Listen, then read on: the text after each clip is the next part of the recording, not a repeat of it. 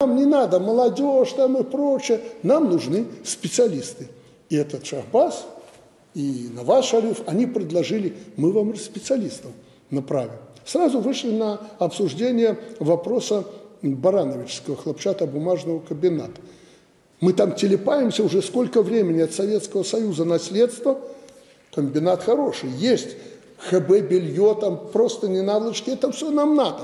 Но у нас нет хлопка. А где он есть? В том числе в Пакистане. Они посмотрели, говорят, вот у вас прекрасный комбинат. Я говорю, прекрасно, но мы с ним мучаемся.